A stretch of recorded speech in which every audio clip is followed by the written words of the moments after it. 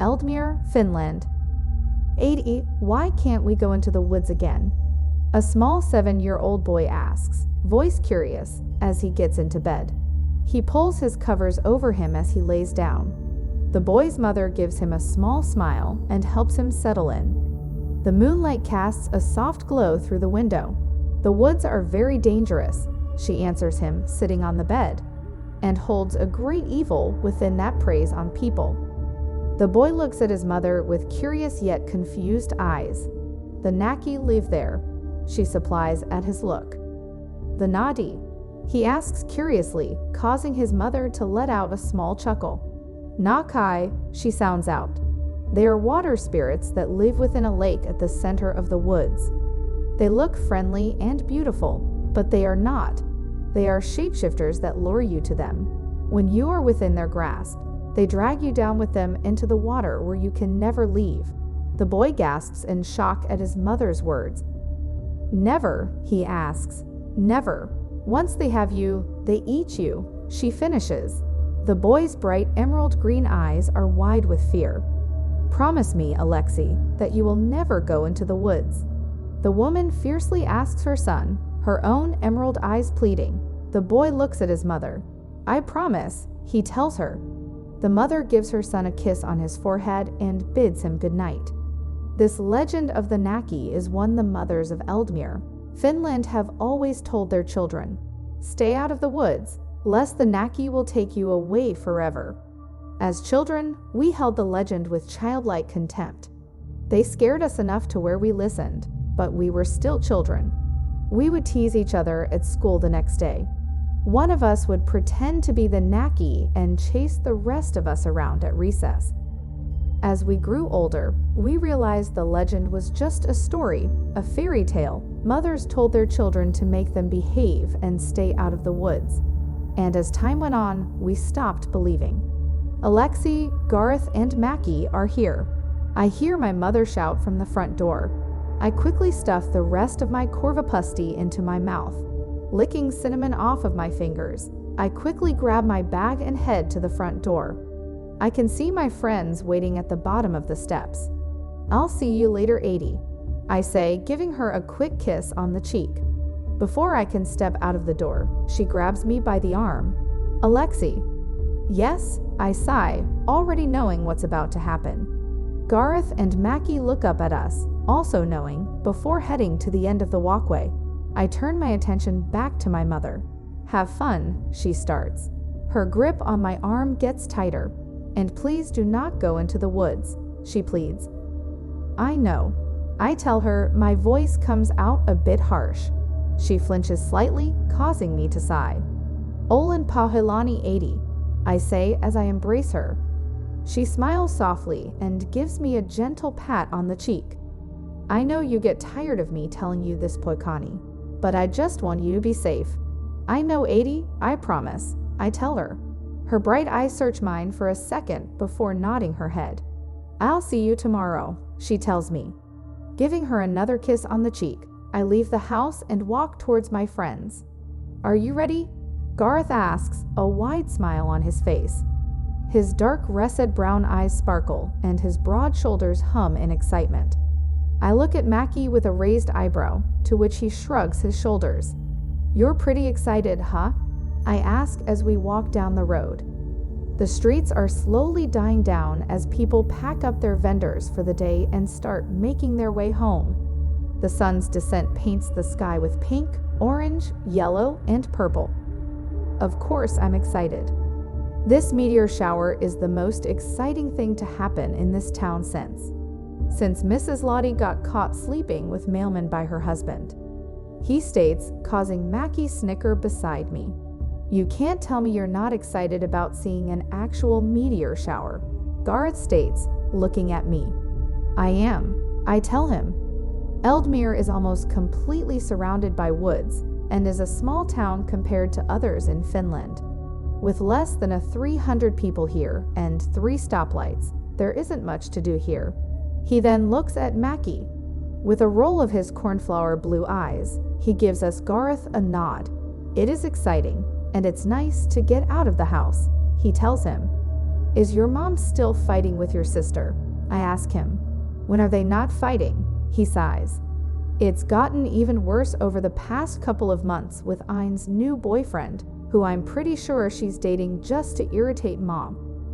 Ein is a little over a year younger than Mackie and has always been difficult. She seems to crave getting into trouble. The arguing has gotten bad enough to where Dad has been staying in the den when he's not at work. Though now it's more of Mom shouting and Ein ignoring her, he finishes with another sigh. Well, this will be a good distraction, Gareth tells him with a pat on the back. It doesn't take us long to get to the creek. A bright, burning fire flickers, lighting up the area. Music fills the air and drunken teenagers stumble around.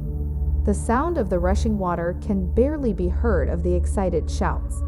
A quick glance at my watch shows we still have about half an hour before the shower is supposed to start. We head over to the fire and relax, something we haven't really been able to do lately. I'm talking to a classmate when bright lights flicker across my sight, causing me to look up. The sound of excited cheers and shouts fill the air as the meteor shower begins. It is quite a beautiful sight. Streaks of light shoot across a star-filled sky. Wow, this is amazing.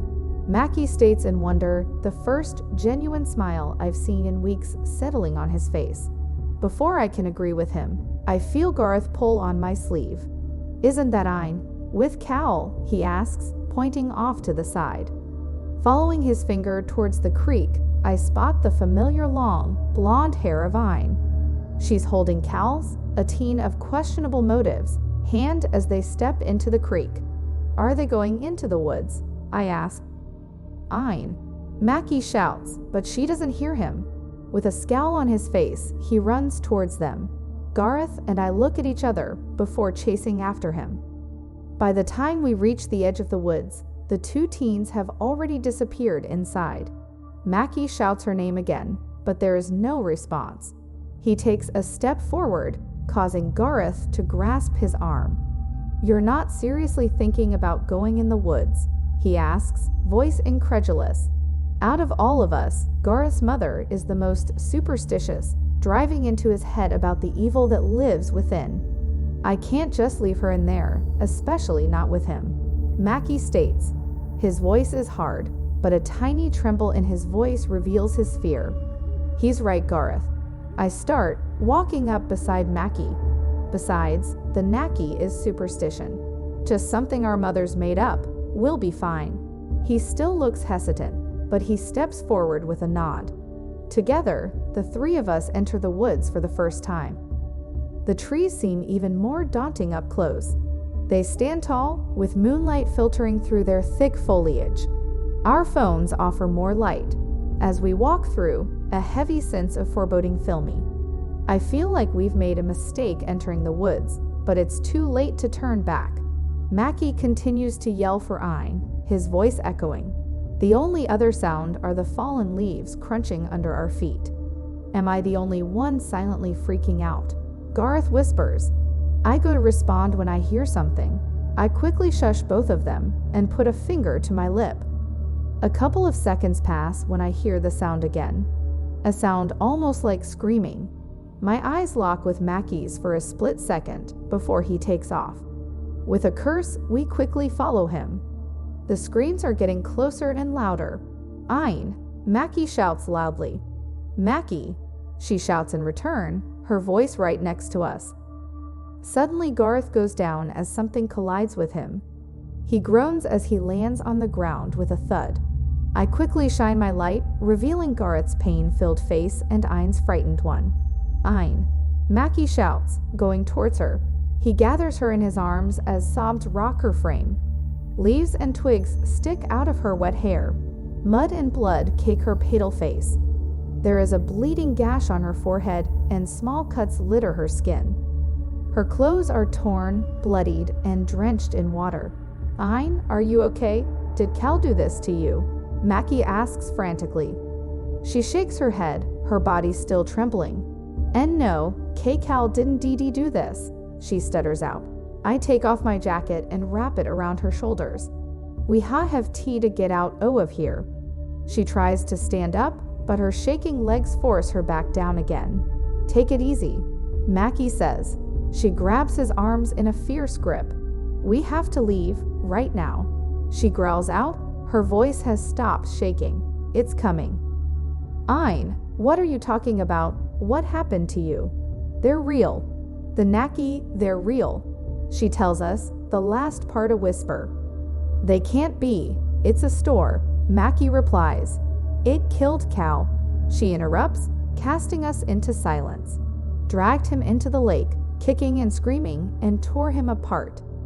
She pulls down the collar of her shirt, revealing a deep bite mark that definitely does not look human.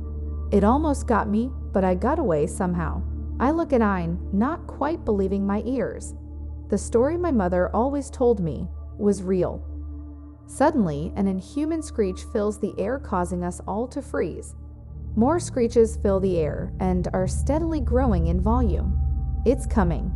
Ein whispers, her pale blue eyes widening in fear. I quickly help her stand. The screech is getting closer. Run, I shout.